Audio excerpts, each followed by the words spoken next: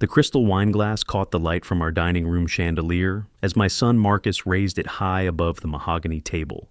24 people turned their attention toward him, faces glowing with warmth and expensive wine, ready to hear what they assumed would be a heartfelt Christmas toast. I should have known better. "I'd like to make a toast," Marcus announced, his voice carrying that confident tone he'd perfected in law school. The same tone he used when explaining why I couldn't afford the better nursing homes for his mother before she passed. The same tone that made me feel small in my own house. My fingers tightened around my water glass. "I don't drink anymore. Not since Sarah died 3 years ago. Alcohol makes the loneliness too loud, the memories too sharp. But tonight, surrounded by my children and their accomplished friends, I almost wished I had something stronger than ice water to get me through whatever was coming. Here's to my father, Robert Henderson," Marcus continued, gesturing toward me with theatrical flourish. "A man who spent 30 years fixing other people's plumbing, who never owned a real business, who never made anything of himself, but somehow raised children who actually succeeded in life." The words hit me like a physical blow to the chest. Around the table, nervous laughter rippled through the crowd. Some guests shifted uncomfortably in their chairs, sensing the cruelty disguised as humor. Others smiled politely, unsure how to react to such a public humiliation. My daughter Jessica giggled from across the table, her perfectly manicured hand covering her mouth. "Marcus, you're terrible," she said, but her eyes sparkled with amusement. "But honestly, it is kind of amazing how we all turned out so successful, despite Dad's limitations, despite my limitations." I sat there in my 15-year-old suit, the best one I owned, watching my children and their friends laugh at my expense. The dining room felt suddenly cold despite the roaring fireplace. The Christmas decorations that had seemed so festive an hour ago now felt like props in some cruel theater production. "I mean, look around this table," Jessica added, warming to the theme her brother had started. "We have doctors, lawyers, investment bankers, a tech executive. Not bad for the kids of a guy who couldn't even afford to send us to college without student loans." More laughter, louder this time. Marcus raised his glass higher. "So, here's to Robert Henderson, the plumber who somehow produced children with actual ambition. Proof that genetics can overcome environment."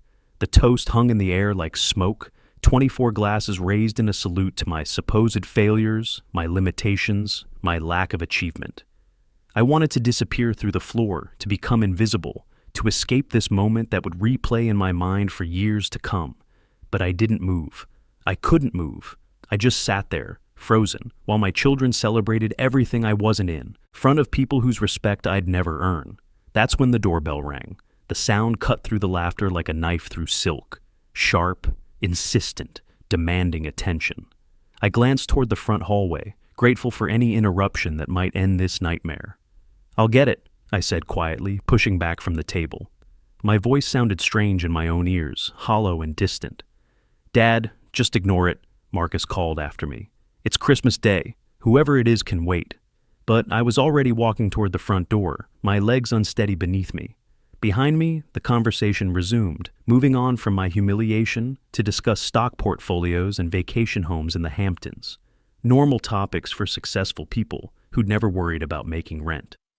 I opened the door to find a woman in her 50s standing on my porch, dressed in an expensive gray coat, despite the mild December weather we'd been having in Sacramento. She carried a leather briefcase that looked like it cost more than my monthly Social Security check. "Mr. Robert Henderson?" she asked, consulting a document in her hand. "Yes, that's me. My name is Patricia Williamson. I'm an attorney with Williamson, Burke & Associates. I need to speak with you about a rather urgent matter concerning your late brother Thomas." The world tilted sideways. Thomas. My older brother, who disappeared from our lives 40 years ago after a fight with our father. Thomas, who'd left Sacramento for Silicon Valley in 1984 and never looked back.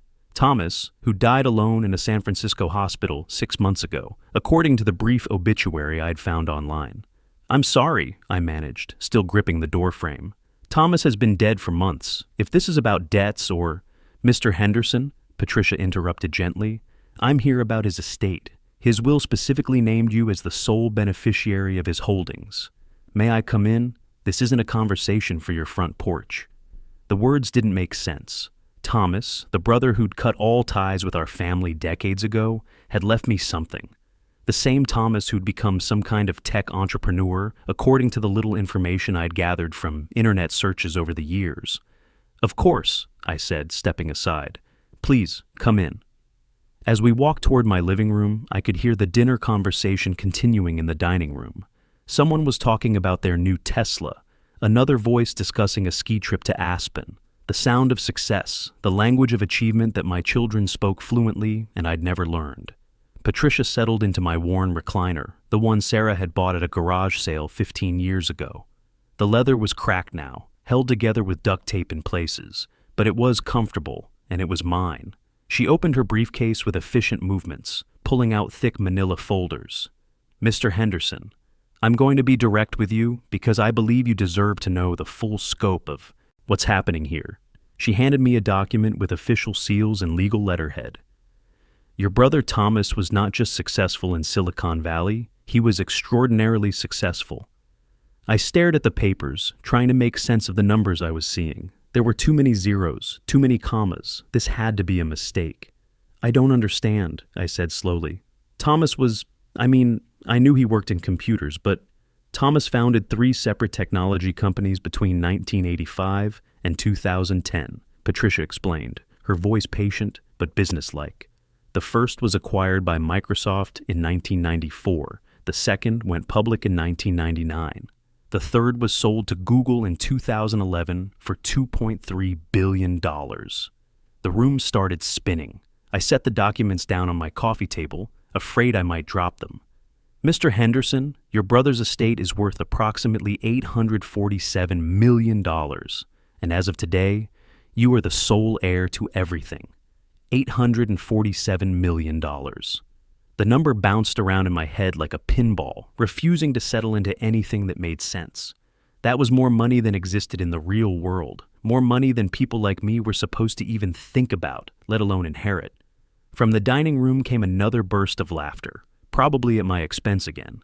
My children celebrating their success while mocking their father, who'd never achieved anything worth mentioning. "There's more," Patricia continued, pulling out another folder. "Thomas left specific instructions about how he wanted his wealth distributed. The majority goes to you, but there are conditions." "Conditions?" She opened the folder, revealing pages of handwritten notes in Thomas's careful script. Even after 40 years, I recognized my brother's precise penmanship. He wanted you to know why he left everything to you instead of establishing a charitable foundation or leaving it to your children directly. Patricia cleared her throat and began reading. "Robert was the only person in our family who never asked me for money. Even after I became successful, even after the newspapers started writing about my companies, he never called, never wrote, never showed up expecting handouts. He let me disappear because he respected my choice to start over. That kind of integrity is rare, and it deserves to be rewarded." The words hit me harder than Marcus's toast had. Thomas remembered. After 4 decades of silence, my brother had remembered that I'd never tried to exploit our relationship for financial gain. "But here's where it gets interesting," Patricia continued. "Thomas also left detailed instructions about revealing your inheritance. He wanted it announced publicly in a way that would, how did he put it, show Robert's family what they overlooked while they were busy feeling superior." She handed me another document. "He arranged for the Sacramento Business Journal to run a story tomorrow morning about the inheritance. He also set up meetings with financial advisors, estate planners, and investment managers for next week. By New Year's Day, Robert, the entire city will know that the plumber they underestimated is now worth nearly $1 billion. I stared at the paperwork, trying to process what this meant. Not just the money, though that was impossible to comprehend, but the timing. Thomas had planned this reveal, orchestrated it like a chess master, thinking 10 moves ahead. From the dining room, I could hear Jessica's voice rising above the others. "I swear, sometimes I think Dad doesn't even realize how different our lives are from his.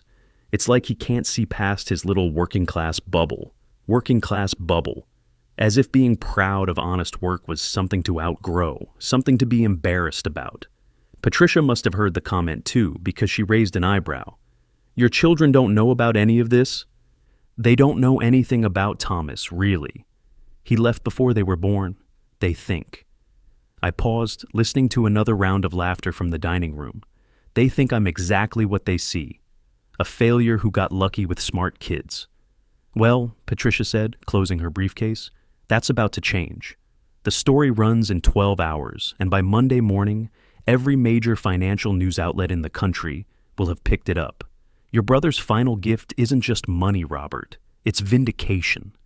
After Patricia left, I sat alone in my living room, staring at the documents that had just changed everything. In the dining room, the party continued without me. Nobody had even noticed I'd been gone for nearly an hour. $847 million. The number still didn't feel real, but the papers were real enough. Legal documents with official seals, bank account numbers, investment portfolios that would take teams of accountants to manage. All of it mine, inherited from a brother who'd remembered my integrity after 40 years of silence. I thought about Thomas, alone in that San Francisco hospital, planning this moment. Had he known what my children thought of me? Had he somehow anticipated this exact scenario where I'd need proof of my worth delivered at the precise moment when my family was celebrating my worthlessness? The grandfather clock in the hallway chimed 9 times. 9 o'clock on Christmas night, and I was sitting in my second-hand recliner, holding papers that made me one of the wealthiest people in California. From the dining room came the sound of chairs scraping against hardwood floors. The party was winding down, guests preparing to leave. My children probably relieved they had gotten through another obligation to their disappointing father. Marcus appeared in the doorway first, loosening his tie with the satisfied look of someone who thoroughly enjoyed himself. "Dad, we're starting to clean up. Jessica and I were thinking we should probably talk about your living situation soon. This house is getting too big for you, and frankly, the neighborhood's going downhill. My living situation. Code 4, it's time to put the old man somewhere more appropriate for his station in life. We've been looking at some really nice senior communities," Jessica added, joining her brother in the doorway. "Places where you'd have people your own age, activities, medical care nearby. It would be so much better than rattling around in this old place by yourself. Senior communities, also known as places where unsuccessful old men go to die quietly, out of sight of their accomplished children's social circles." I looked up at them, these 2 people I'd raised and loved and sacrificed for, who saw me as nothing more than an embarrassment to be managed. Tomorrow morning, they'd wake up to newspaper headlines that would change everything they thought they knew about their father. But tonight, they were still operating under the old assumptions. "That's thoughtful of you both," I said quietly, folding Patricia's documents and setting them aside. "But I think I'll stay put for now." Marcus exchanged a look with Jessica, the kind of silent communication between siblings that said, "Dad's being stubborn again." "Look, I know change is hard," Marcus said in his patient lawyer voice, the tone he probably used with difficult clients. "But you have to be realistic about your limitations. You're 73 years old, living on Social Security, in a house that needs thousands of dollars in repairs you can't afford. Limitations, that word again. The heating system is ancient," Jessica added. "The roof needs work. The plumbing probably hasn't been updated since the 1980s. No offense, Dad, but this place is becoming a money pit you can't handle. No offense." As if pointing out my financial inadequacy was just helpful honesty. I stood up slowly, my back protesting after sitting in the same position for too long. My children watched me with expressions of mild concern mixed with impatience, waiting for me to acknowledge the obvious truth of my circumstances. "You know what's interesting about plumbing?" I asked, walking toward the window that looked out on my small backyard. "Most people think it's simple work. Turn a wrench, fix a leak, collect your paycheck, blue-collar stuff that doesn't require much thinking." Marcus and Jessica exchanged another look, probably wondering where this was going. "But good plumbers are actually problem solvers," I continued. "They have to understand pressure systems, diagnose complex issues, figure out solutions that will last for decades. They have to see the whole system, not just the visible parts." "Dad," Jessica said gently, "what are you trying to say?" I turned to face them, these successful children who'd spent the evening mocking my lack of achievement. Tomorrow, everything would change. Tomorrow, they'd learn that their father was worth nearly $1 billion. Tomorrow, they'd understand that success comes in forms they'd never imagined. But tonight was still tonight. I'm saying that sometimes people assume they understand a situation when they're only seeing the surface, I said. Sometimes the most important things are hidden from view, working quietly in the background, keeping everything else functioning. Marcus checked his watch, a clear signal that this conversation was taking too long. Okay, well, we should really get going. Long drive back to the city. But let's talk more about the senior community thing next week, okay? I'll send you some brochures. They hug me goodbye with the dutiful affection of children fulfilling their obligations. Quick embraces, promises to call soon, reminders about upcoming doctor appointments I should make. The kind of interaction you have with elderly relatives you care about but don't particularly respect. After they left, I walked through my empty house, turning off lights and cleaning up wine glasses. The dining room table still held the remnants of our Christmas feast. Plates scattered with the evidence of expensive food I'd struggled to afford, but insisted on providing. I thought about the toast that had started everything. Here's to a father who achieved nothing. In 12 hours, the Sacramento Business Journal would run a story that would make Marcus's words seem not just cruel, but laughably ignorant. By New Year's Day, everyone would know that the plumber they'd dismissed as a failure had just become one of the wealthiest people in the state. But the money wasn't what mattered most. What mattered was what Thomas had really given me, proof that someone in my family had understood my worth all along. I picked up Patricia's documents from the coffee table, running my fingers over the official seals and legal language that represented a lifetime of vindication. Thomas had seen what my children couldn't. That integrity and quiet dignity were achievements worth inheriting a fortune for. The house felt different now, not smaller or shabbier, but somehow more substantial. This wasn't the home of a failure anymore. This was the residence of Robert Henderson, heir to one of the largest personal fortunes in American history. Tomorrow would bring lawyers and financial planners and newspaper interviews. Tomorrow would bring apology calls from children who suddenly understood their father's true worth. Tomorrow would change everything. But tonight, I was still just a widowed plumber, sitting in his old recliner, holding papers that proved sometimes the people who matter most are the ones who see your value when nobody else does. I poured myself a glass of milk and sat back down, thinking about Thomas and the 40-year silence that had just been broken in the most spectacular way possible. My brother had given me more than money. He'd given me justice, delivered at the exact moment I needed it most. The clock struck 10, and Christmas Day officially became the day my life changed forever. The Sacramento Business Journal hit newsstands at 6 a.m. sharp, just like every other Tuesday morning. But this wasn't like every other Tuesday morning because the headline sprawled across the front page in bold black letters, "Local Plumber Inherits. $847 million tech fortune from estranged brother." My photo was there too, a grainy shot from last year's church directory that made me look older and more tired than I felt today. Below it, the story that would change everything.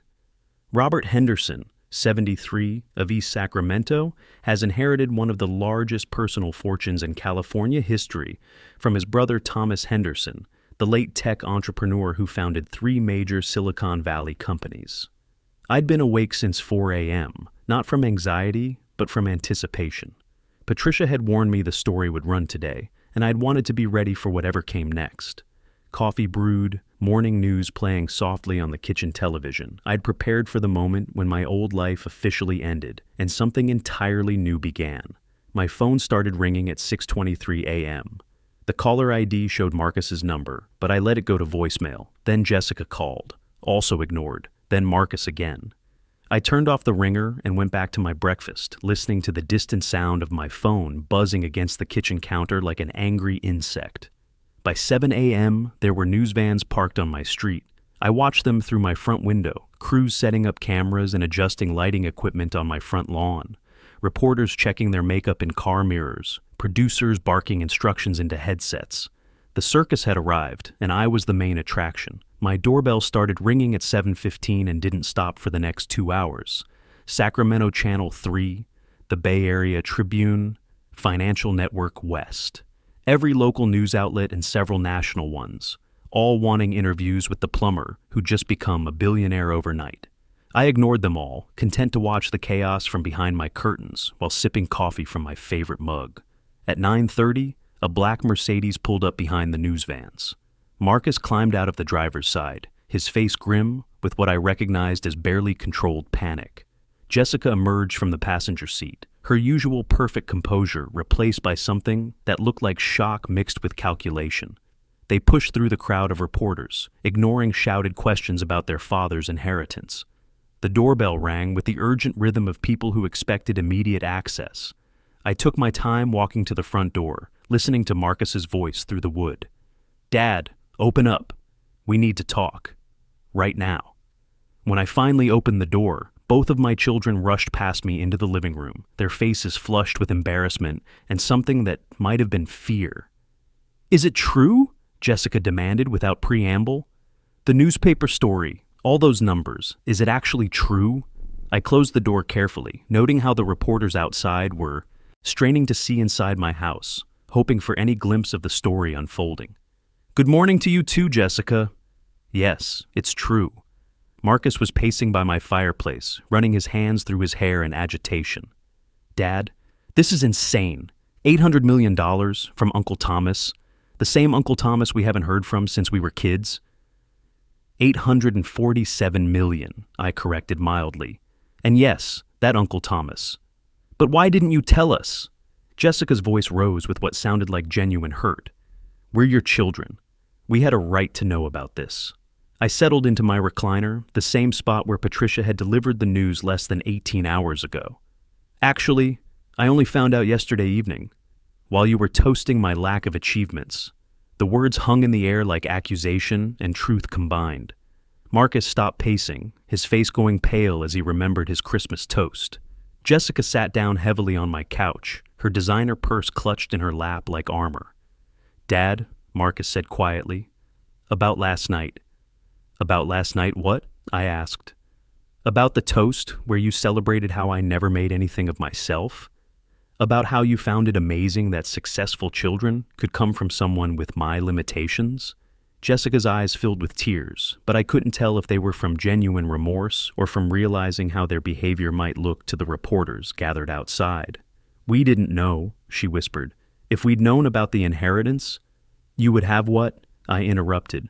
"Treated me with respect, included me in your conversations, stopped looking at me like I was an embarrassment to your successful lives." The silent stretch between us, filled with 30 years of assumptions and disappointments and missed opportunities for genuine connection. Marcus finally found his voice.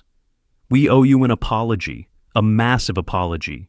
What we said last night was cruel and wrong, regardless of financial circumstances." "Yes," I agreed. "It was. But Dad," Jessica leaned forward, her lawyer instincts apparently overriding her embarrassment, "we need to talk about practical matters now. This inheritance, it's going to change everything. You'll need financial advisors, estate planners, security, probably. You can't just sit in this house pretending nothing's happened."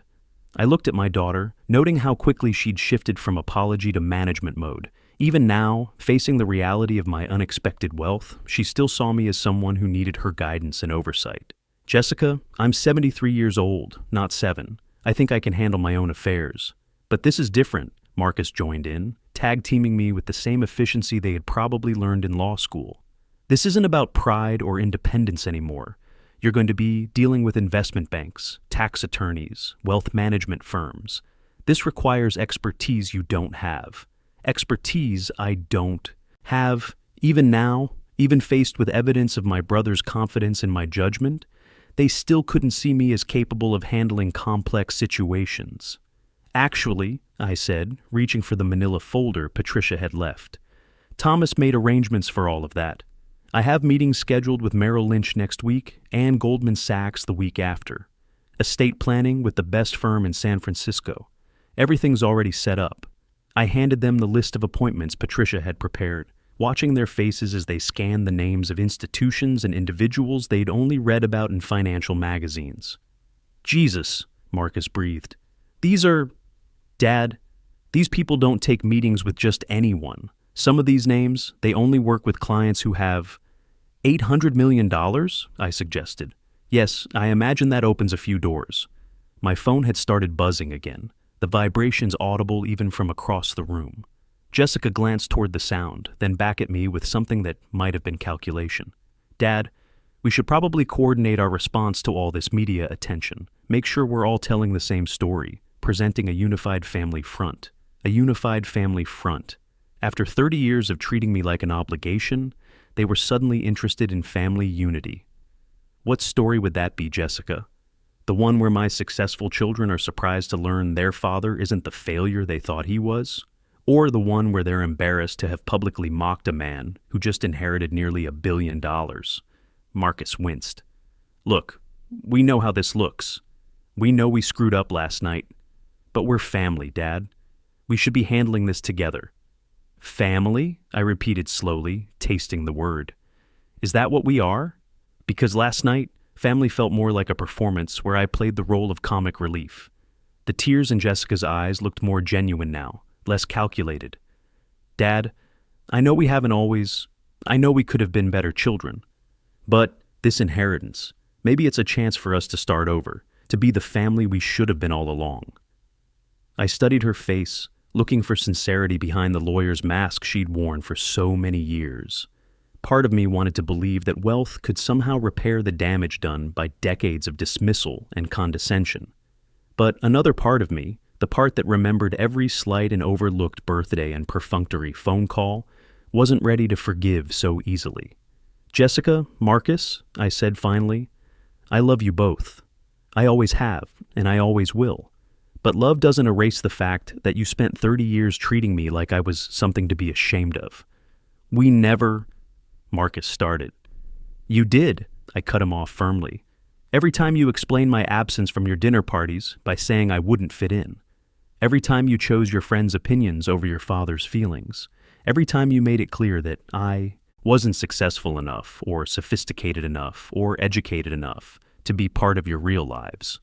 The words came out measured and calm, but they carried the weight of 3 decades of accumulated hurt. The money doesn't change that history, I continued.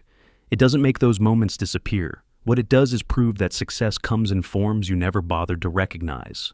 Outside, I could hear more cars pulling up, probably more news crews attracted by the growing crowd. My neighbors were undoubtedly watching the spectacle from their windows, wondering how the quiet widower next door had suddenly become the center of a media circus.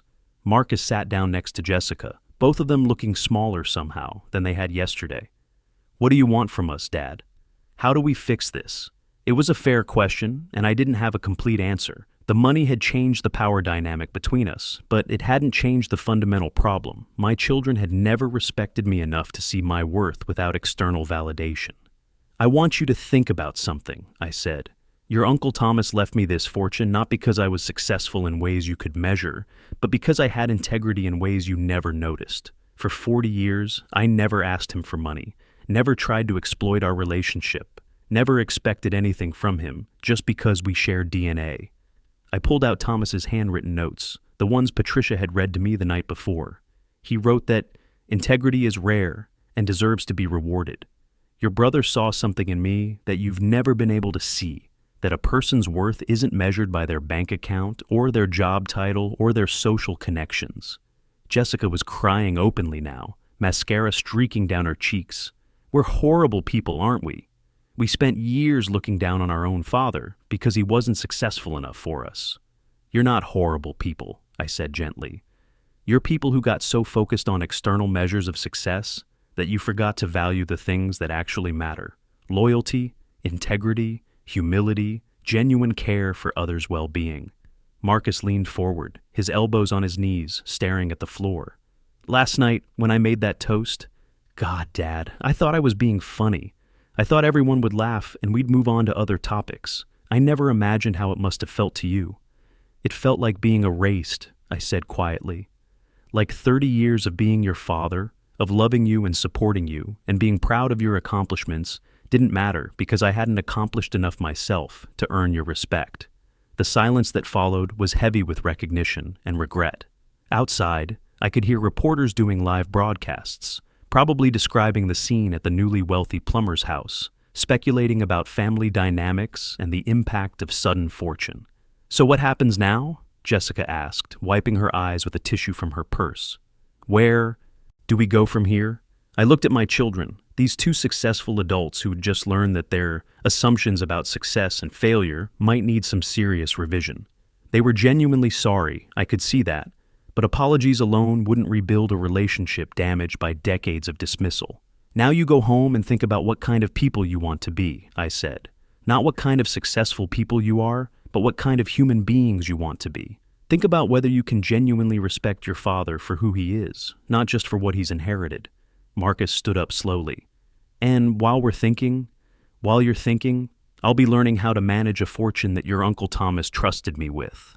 I'll be figuring out how to honor his memory and his values, and I'll be deciding whether I want to rebuild relationships with children who might finally be ready to see me as someone worth knowing. They moved toward the door like people leaving a funeral, somber and reflective. At the threshold, Jessica turned back.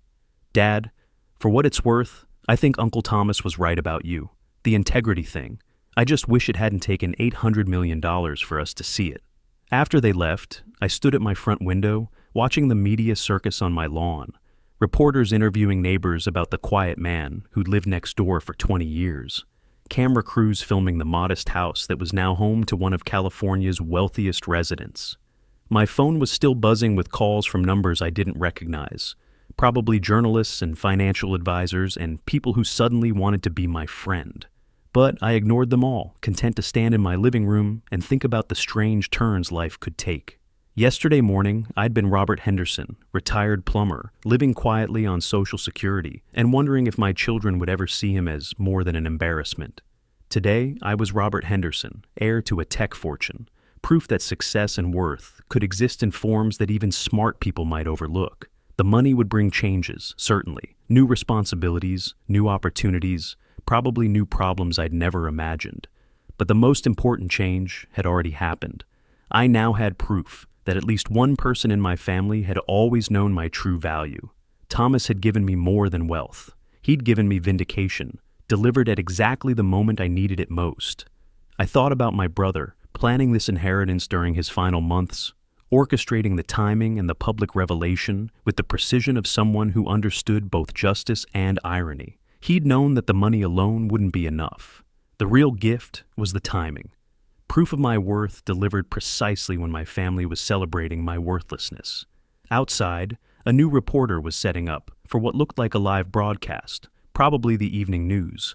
The story would spread beyond Sacramento now, picked up by national outlets hungry for human interest, angles on wealth and family dynamics. By tomorrow, people across the country would know about the plumber whose children mocked his lack of achievement on the same day he inherited nearly $1 billion. The story would become a parable about assumptions and respect and the hidden value of quiet integrity. But for now, it was just my story, unfolding in real time in a modest house on a tree-lined street, where reporters were discovering that sometimes the most important news happens in the most ordinary places. I made myself another cup of coffee and settled back into my recliner. Thomas's documents spread across my coffee table like blueprints for a new life. Tomorrow would bring lawyers and bankers and decisions about how to manage wealth beyond my comprehension. Tonight brought something simpler, the quiet satisfaction of knowing that sometimes, very rarely, justice arrives exactly when it's needed most. The grandfather clock in my hallway chimed 4 times, marking another hour in the strangest day of my 73 years. Outside, the December sun was beginning to set, casting long shadows across my yard, where reporters continued their vigil.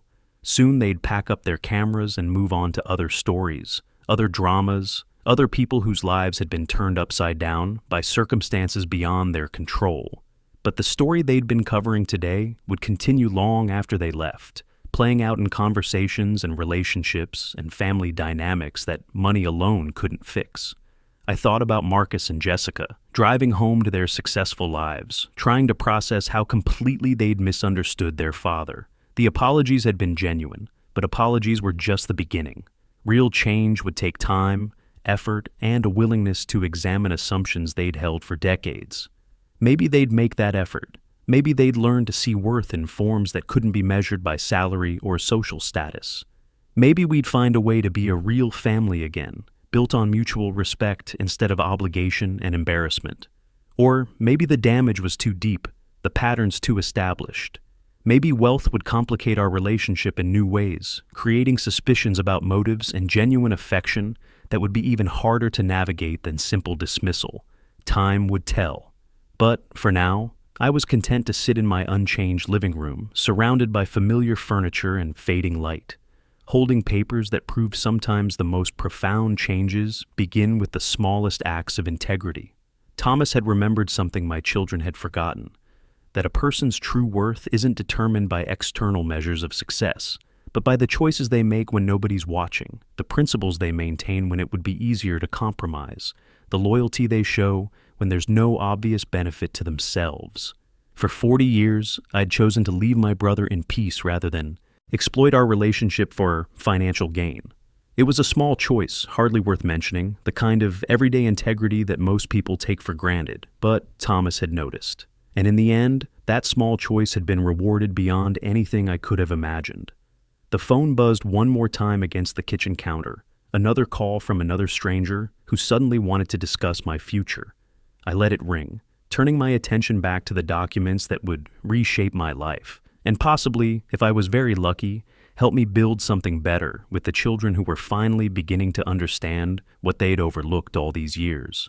Outside, the last news van was packing up, their story filed, their cameras stored away until the next unexpected drama pulled them to another ordinary house on another quiet street. But inside, my story was just beginning, the story of what happens when integrity meets opportunity, when patient dignity receives its reward, when family members are forced to reconsider everything they thought they knew about success and failure and the true measure of a person's worth. Tomorrow would bring new challenges, new responsibilities, new relationships to navigate. But tonight, I was simply Robert Henderson, plumber and heir, sitting in the house where his real life was about to begin, surrounded by the evidence that sometimes the most important victories are 40 years in the making. If you enjoyed this story, please like this video and subscribe to our channel. Share your thoughts about family, success, and second chances in the comments below. And remember, sometimes the people we underestimate are the ones who surprise us most. Click the link in the description for more stories about justice, family, and the unexpected ways life can change in a single moment.